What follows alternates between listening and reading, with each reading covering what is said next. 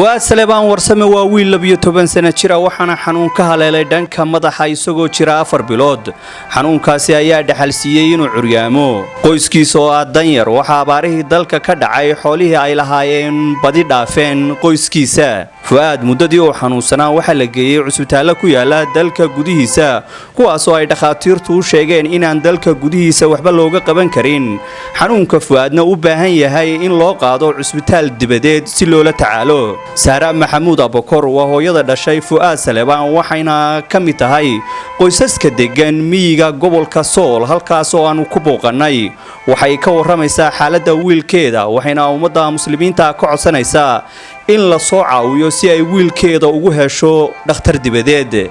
ilmaha yarana dhalay isagoo 3 bilood jira la qabsaday hadeerna waa 12 jir xoolo waxaan haysanay waa naga dhamaadeen waxba waan u weynay intaana rafaad baan kula jiray marna annaka tuurta ku sidnay marna dameer baan ku sidnay hawl badan iyo rafaad badan baan la soo maray badan aanu la marnay hadeerna xanuunkii hayo caguha curyaanka hadeerna rafaadsan oo cagihiisa curyaan yihiin madaxu xanuunayo kaadidu soconayso rafaad badan aanu ku qabno waxna aanu u weynay aanu la rafaadsanahay iska dhulyaal yahay oo rafaadisa aanu ku rafaadsanahay. Sidoo kale Saleebaan warsame oo ah aabaha dhalay Fuad waxa uu ummadda muslimiinta ka codsanayaa in la soo caawiyo. ilmaha yar oo aad arkaysaan 12 sano jiray waa ku rafaadnay Soomaaliya oo dhan waa marinay oo dhakhtar ka madaxa caruurta nasista abaabiya ka galeen ilaa maanta iyo maanta inta ka dhaxlay aqalbu dhex jiifay reer baadiya hantidii aanu haysanay waxna waxay sababsatay isaga waxna waxay sababsatay abaarihii inta waxaanu u nacaynay u eegin waxaanu ka waji gabxaynay saxaafadda maanta aanu hortaaganahay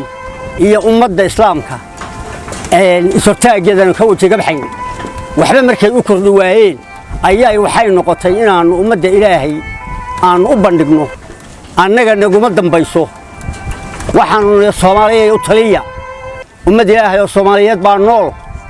adduunkay ku nooshahay dibadda ku nooshahay dalkay ku nooshahay waxaan ka doonayaa waan ummadda islaamka ka codsanaynaa inay naga caawiyaan caafimaadna Ilaahay baan uga baryaynaa inuu siiyo ummaddaanu u bandhignay islaamka waa caalamka ku nool.